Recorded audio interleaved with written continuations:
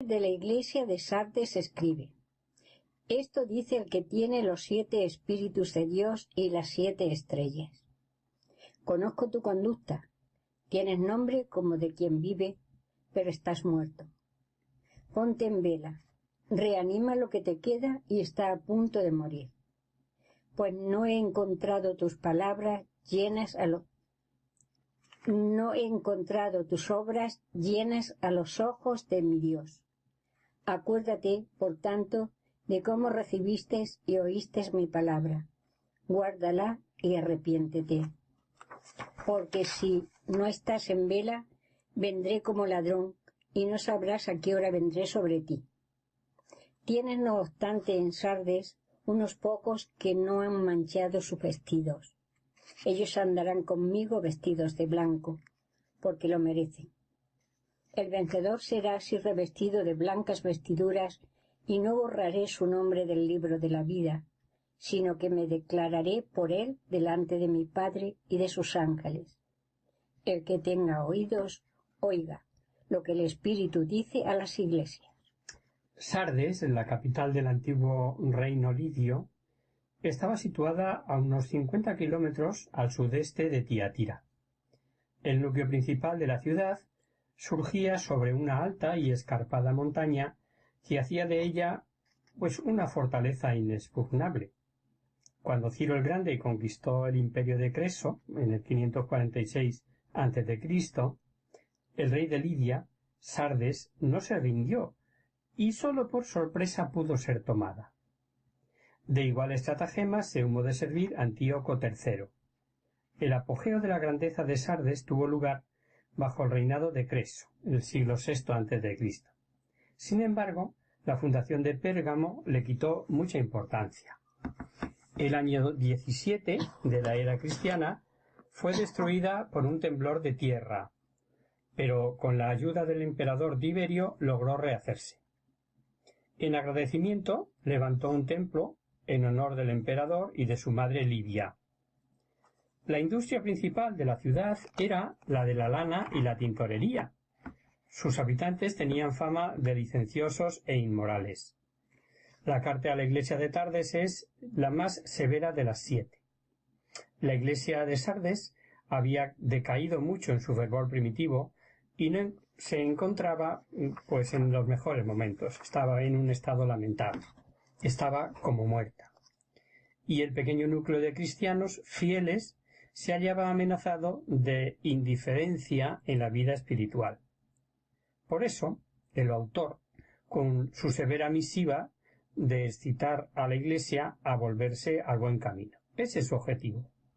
Allí en Sardes se daba culto a la diosa Cibeles, a la que decían que era madre de dioses, hija del cielo y de la tierra, asentada en su carro tirado por leones, como aparece en nuestra simpática y conocida fuente de Cibeles en Madrid.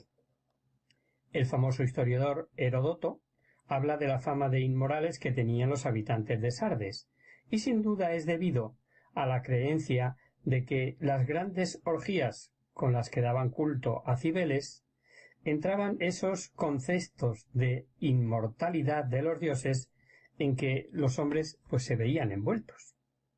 Al leer la carta uno se pregunta si no habían caído no pocos cristianos en esos cultos idolátricos. Pues veréis que el texto dice que estaban muertos, de manera que hubieran sucumbido ante esos cultos, lo que supondría obviamente la muerte del alma. También se puede referir al estar muerto el obispo o pastor de Sardes, porque dicen los técnicos en la materia que hay un juego de palabras del que sale el nombre del obispo.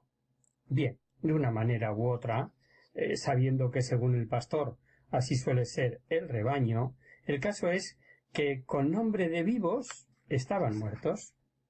Jesucristo ve lo que hay dentro del hombre. Para él no valen apariencias. El mismo Juan, autor de Apocalipsis, lo dice en su Evangelio. Que Jesús no necesita le den testimonio, porque cuanto conoce muy bien el interior de cada hombre. Efectivamente. Y sabemos que la Sagrada Escritura, cuando habla de vida o de muerte, lo mismo unas veces se refiere a la vida material, somática, a la vida del cuerpo, y en otras, en contrario, a la vida sobrenatural o vida de gracia. Así puede uno estar muerto a la vida de gracia y vivo para enterrar a los muertos en la vida material, como dice el Evangelio de Lucas: deja a los muertos que entierren a sus muertos. Lo dice el propio Jesús. Y a cuantos le seguían les dice: yo he venido para que tengan vida y la tengan en abundancia. Y se lo dice estando vivos. Luego, no cabe duda de a qué vida en este caso se está refiriendo. Y lo mismo ocurre, naturalmente, con la resurrección. Se puede resucitar por estar muerto a la vida de la gracia, y todos, por otra parte, resucitaremos a la vida del cuerpo, por más que en la resurrección de cuerpos, estos, como sabemos, resucitarán transformados. Esto lo recordamos porque nos hemos de encontrar con más de una muerte y más de una resurrección a lo largo del estudio del texto en este curso. De ahí el habernos parado un momentito en este recordar cosas sabidas. Como sabemos a qué muerte se refería San Juan en su primera carta cuando habla de pecado de muerte y pecado de que no es de muerte. Si alguno ve que su hermano comete un pecado que no es de muerte, pida y le dará vida. A los que cometan pecados que no son de muerte, pues hay un pecado que es de muerte, por el cual no digo que pida. Toda iniquidad es pecado, pero hay pecado que no es de muerte. Veréis que repite el que hay que estar alerta, el que hay que velar, el que no sabemos ni el día ni la hora. El más interesado en nuestra salvación es Dios, precisamente, y como él también sabe que somos libres y conoce nuestra flaqueza, sabe que el mejor remedio para el tentador, para que el tentador no nos sorprenda, pues es la vigilancia. Si será eficaz la vigilancia, que a sus apóstoles en el huerto les dijo: vigilad y orad para no caer en la tentación. ¿A que no os habéis dado cuenta de este interesante detalle? En la Sagrada Escritura vemos miles de veces que Dios siempre avisa antes de castigar, pero advierte que no avisa de cuándo ha de pedirnos cuenta. Y es un detalle digno de ser tenido en cuenta, ¿no? Y tal vez ahí está el porqué de insistir en la vigilancia. Los cristianos de Sardes debieron entender mejor que nosotros este mensaje, porque la ciudad, al estar sobre una colina rocosa, era de difícil acceso, aparentemente inexpugnable, y no obstante fue 2 veces asaltada, y las 2 por sorpresa, por falta de vigilancia. Lo mismo por Ciro que después por Antíoco. La asaltaron en la noche cuando menos lo esperaban. En cuanto a lo bueno que quedaba en esta iglesia, Jesucristo le pide que lo consoliden y que lo guarden y que se arrepientan de lo malo. En el pueblo de Dios nunca faltó un resto de almas fieles, y es gratificante leer cuántas cosas agradables dice el Señor cuando habla del resto, de su resto, y de cómo lo ensalzan los profetas, y de que todo el plan salvífico se mantiene siempre a través de este resto en el que Dios se vuelca. En el nuevo pueblo de Dios, en la Iglesia, tampoco faltarán almas santas que no sucumbirán, almas capaces de vencer todo ambiente, capaces de superar costumbres y pecados por mucho que arrastren. Sabemos, y así lo dice San Pablo, que Dios, por otro lado, no permite tentaciones superiores a las fuerzas que el Espíritu da para vencerla. Esto lo dice cuando habla a los Corintios en su primera carta. No podía ser menos en Sardes, y allí vemos que también, según dice el texto, unas personas que no han manchado sus vestiduras. O sea que hay ese resto. A estas almas fieles les promete esa vestidura blanca, con la pureza, alegría, victoria, fiesta, todo eso que ya vimos significa el blanco. Y lo mejor, jamás borraré, dice, su nombre del libro de la vida. O sea, la lucha, la tentación, el dolor, el sufrimiento, todo pasa. El premio, la felicidad eterna. Y el final de la carta, para los fieles que había en Sardes, no puede ser más consolador. Ante todos los santos, ante todos los ángeles, ante el propio Padre Celestial, Jesucristo dando la cara. Ya lo había prometido él, y recogido por el evangelista Lucas, que dice: Yo os digo, al que me confiese delante de los hombres, el Hijo del Hombre le confesará delante de los ángeles de Dios. Y como son tantas las veces que con oídos no oímos, repite, como las demás iglesias, el que tenga oídos, oiga lo que el Espíritu dice a las iglesias. Efectivamente, los que, contando con larga vida, tenemos en el debe el haber hechos oídos sordos a lo largo de lo que Dios nos decía valiéndose de tantas segundas causas, no nos extraña que el Apocalipsis repita una y otra vez eso de que el que tenga oídos para oír, que oiga. Y damos un pasito más. Vamos ahora con la carta a la iglesia de Filadelfia. Y si os parece, como siempre, empezamos leyéndola para luego ir desmenuzándola. Al ángel de la iglesia de Filadelfia escribe: Esto dice el santo, el veraz, el que tiene la llave de David. Si él abre, nadie puede cerrar. Si él cierra, nadie puede abrir. Conozco tu conducta. Mira que he abierto ante ti una puerta que nadie puede cerrar, porque aunque tienes poco poder, has guardado mi palabra y no has renegado de mi nombre. Mira que te voy a entregar algunos de la sinagoga de Satanás, de los que se proclaman judíos y no lo son, sino que mienten. Yo haré que vayan a postrarse delante de tus pies, para que sepan que yo te he amado, ya que has guardado mi recomendación de ser paciente.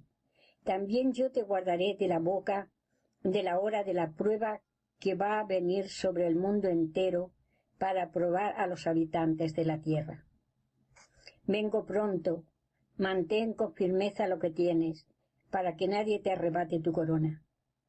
Al vencedor le pondré de columna en el santuario de mi Dios, y no saldrá fuera ya más.